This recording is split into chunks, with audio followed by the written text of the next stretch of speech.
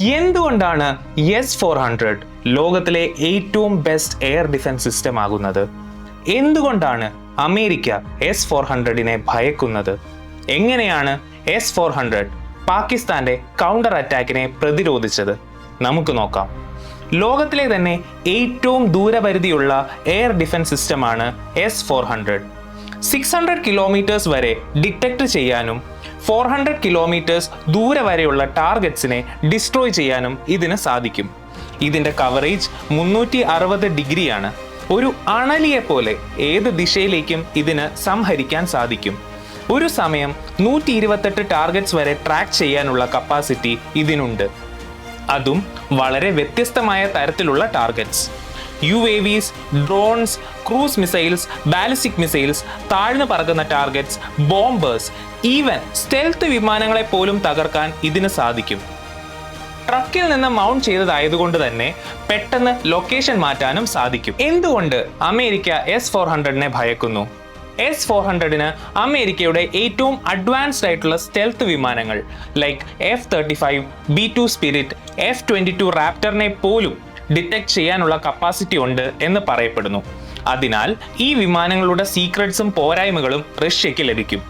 മറ്റൊരു കാര്യം, അമേരിക്ക അവരുടെ ലോക പോലീസ് സ്ഥാനം നിലനിർത്താനും ഇന്റലിജൻസിന് വേണ്ടിയും ഏറ്റവും കൂടുതൽ ഉപയോഗിക്കുന്നത് MQ-9 പോലെയുള്ള UAVകളാണ്. ഇത്രയും മാരകശേഷിയുള്ള S-400 പോലെയുള്ള എയർ ഡിഫൻസ് സിസ്റ്റം കൂടുതൽ രാജ്യങ്ങൾക്ക് കിട്ടിയാൽ ഇത് സാധ്യമാവില്ല. ഒപ്പം അമേരിക്കയുടെ THAAD, പാട്രിയോട്ട് പോലെയുള്ള എയർ ഡിഫൻസ് സിസ്റ്റംസ് വിൽക്കാനും സാധിക്കില്ല. ഇതൊക്കെ കാരണമാണ് 2016 US ഇലക്ഷനിൽ റഷ്യ ഇടപെട്ടു, 2014 റഷ്യ യുക്രൈന്റെ ക്രൈമിയ പിടിച്ചെടുത്തു എന്നൊക്കെ പറഞ്ഞ് കാഡ്സ 2017 കൊണ്ടുവന്നത്.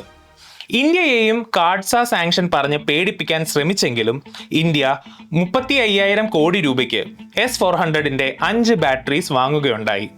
നിലവിൽ 3 നമുക്ക് ലഭിച്ചു, ബാക്കി 2 2026 ലഭിക്കും എന്ന് പറയപ്പെടുന്നു. എങ്ങനെയാണ് S-400 പാകിസ്ഥാന്റെ കൗണ്ടർ അറ്റാക്കിനെ പ്രതിരോധിച്ചത്?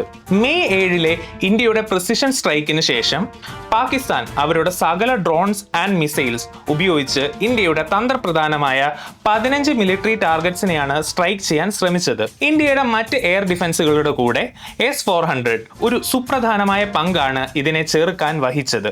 ഇതോടെ S-400 കോംബാറ്റിൽ ആദ്യമായി ഇന്ത്യ പ്രയോഗിച്ചു.